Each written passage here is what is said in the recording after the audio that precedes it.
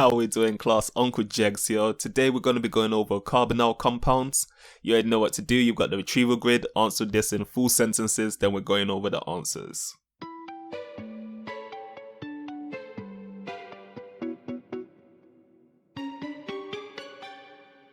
The first one.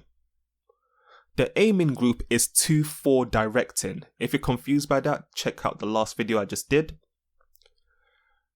The nitro group is 3-directing. And the nitronium ion is NO2+. So why now? Why are we learning about carbonyl compounds? I've got the two images at the bottom.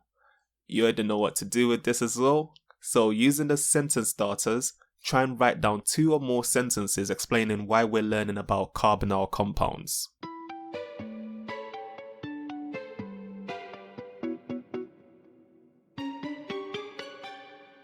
How can we link this to the last lesson?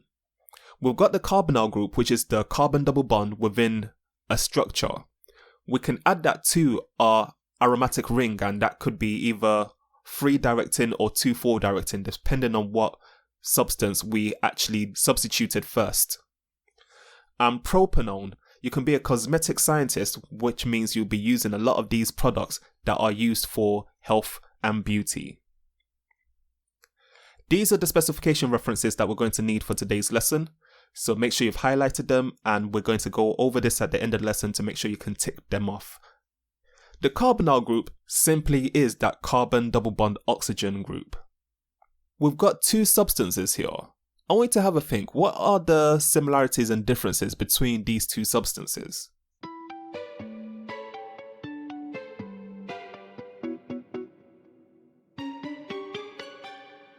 Okay, they actually have a lot of similarities. They are isomers. They've got the same number of atoms in the same proportion. We've got 3 carbons, 6 hydrogens, and 1 oxygen. However, for the one on the left hand side, the carbon double bond oxygen is actually in the middle of the chain. So on either side of that carbonyl group, we've got a carbon there. And we call that a ketone. The one on the right hand side is an aldehyde. That means that the carbon double bond oxygen is actually at the end of the chain. So that carbonyl carbon is attached to at least 1 hydrogen.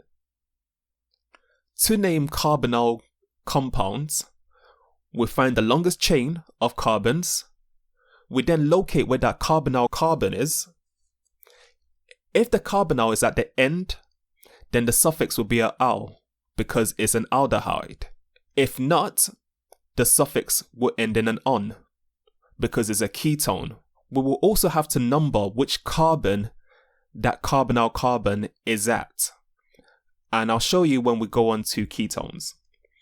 So aldehydes are organic compounds with a carbonyl at the end of the chain. Have a go at these challenge questions.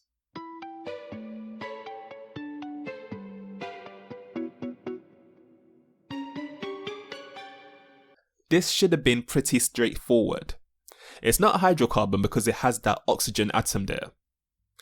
The name of this molecule, we've got 1, 2, 3, 4, 5, 6 carbons, and the carbonyl is at the end, so we have the suffix -al, so that's hexanyl. Now aldehydes are actually, they have a very interesting history in health and beauty. What happened was that Coco Chanel's chemist accidentally added too much of an aldehyde into her Coco Chanel No. 5 perfume. He added something like 1%, but it's meant to be a lot lower than that. But what actually happened was that increased concentration of aldehyde went into the main signature of the fragrance. Coco Chanel actually loved the smell, and now aldehydes are routinely added to fragrances to make them smell better. And this is one of the substances that the chemist actually added. What is the name and structural formula for this molecule?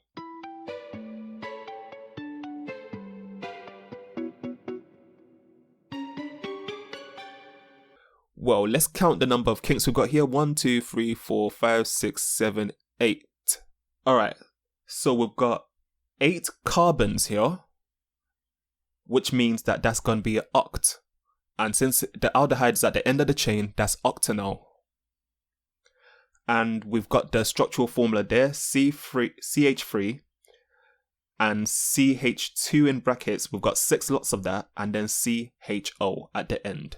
Okay, so we've got this substance here, and then we transform that to this substance here through a chemical reaction. Have a go at these challenge questions.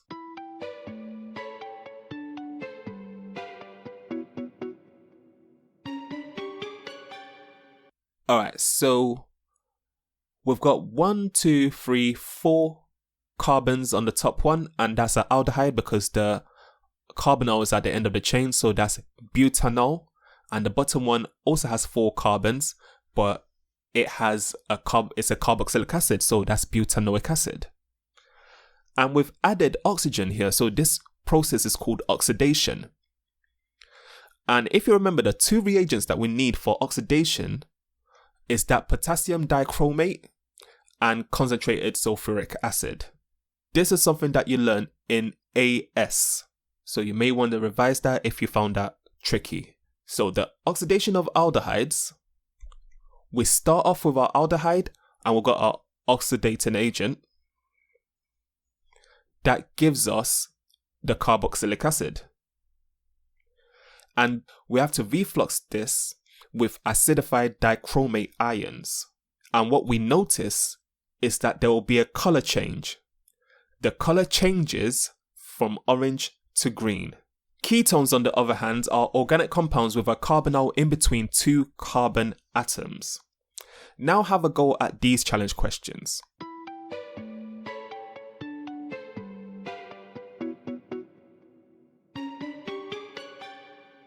Alright, so on what position is the carbonyl group located? We've got 1, 2, 3, 4, 5 carbons, but it's located on carbon number 2. So how do we name this? Remember I said that we had to give the suffix "-on", and we give a number. We've got 5 carbons, so we know that the prefix is pent, and it's a 2 location for the ketone. So it's pentan-2-on. The important thing here to distinguish aldehydes and ketones is that ketones do not undergo oxidation. That means that if you reflux aldehyde and you reflux a ketone with acidified dichromate, it's only the aldehyde that will change from orange to green. Okay, so we've got this carbonyl group here, and attached to the carbon we've got 2 R groups. We've got 2 types of bonds here. We've got bond type A and bond type B just in the middle there. Try and have a go at answering these 2 challenge questions.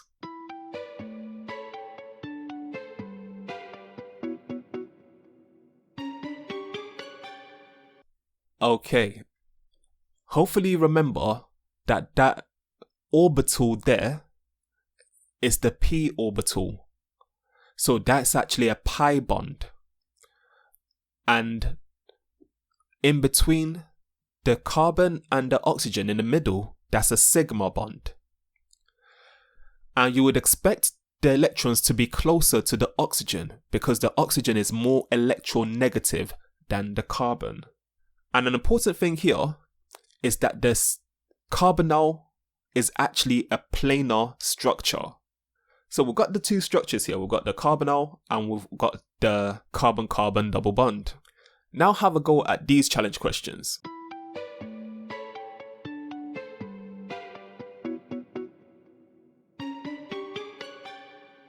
Hopefully you drew both of them, and the one that's polar is the carbonyl.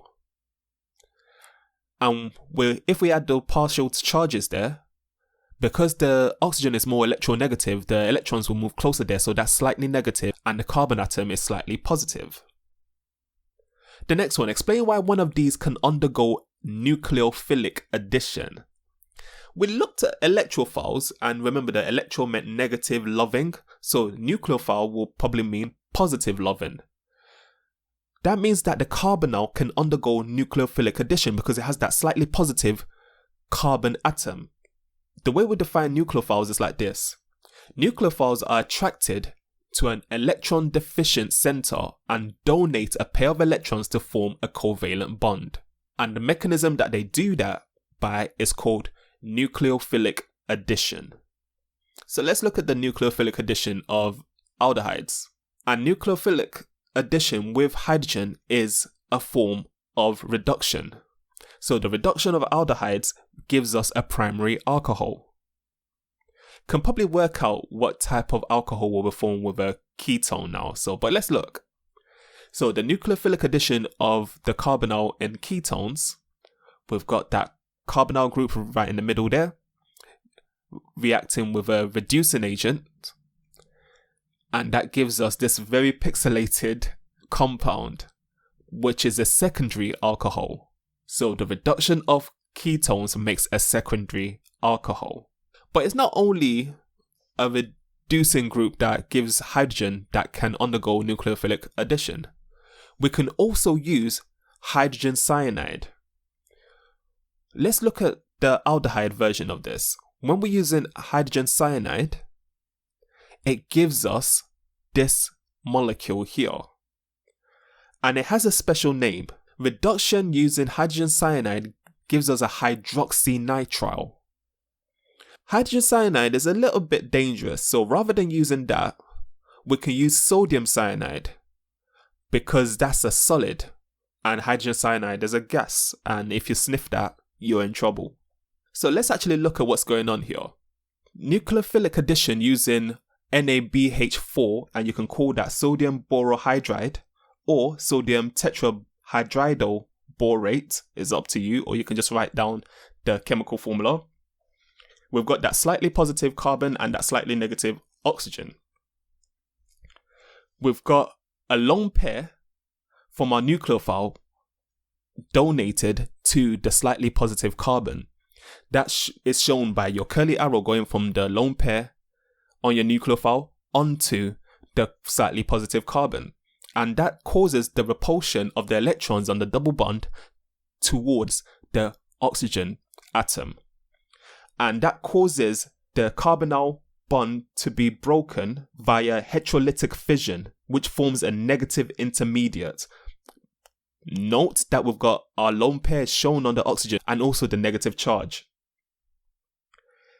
Then what happens next is that the oxygen donates a pair of electrons to a hydrogen in water. And that hydrogen is now slightly positive because the electrons are repelled to the oxygen, which is now slightly negative. So what's happened is that the oxygen donates a pair of electrons to the hydrogen in water. And take a note of the slightly positive hydrogen and the slightly negative oxygen on that water molecule. The curly arrow is moving from the lone pair to the hydrogen and from the hydrogen-oxygen bond to the oxygen. And finally, an alcohol is formed as the intermediate is protonated because a proton has been donated from the water molecule, and that leaves a hydroxide ion floating around. This is when we're using NaBH4, sodium tetrahydridyl borate. But if we're using nucleophilic addition using sodium cyanide in acid, we've got that cyanide ion and we've got our lone pairs there. Notice that the negative charge is on the carbon, okay? Don't put it at the end near the nitrogen. You'll probably lose some marks if you do that. So exactly the same thing again. A lone pair from the nucleophile is donated to the slightly positive carbon. And the curly arrows again, one from the lone pair to the slightly positive carbon, one from the double bond to the oxygen. And the carbonyl group breaks via heterolytic fission to form the negative intermediate. But in this case, because we've got that acidified environment, it's just a hydrogen ion just floating around. And same thing's going to happen here. The oxygen donates a pair of electrons to the hydrogen ion, and that forms a hydroxynitrile as the intermediate is protonated. Alright, so we've gone through all four of these specification references now, so check the ones off that you can do. If you can't do any, just go back in the video and go over that again. If you have any comments or anything, just put them below and I'll try and get back to you as soon as possible. Catch you guys in a bit.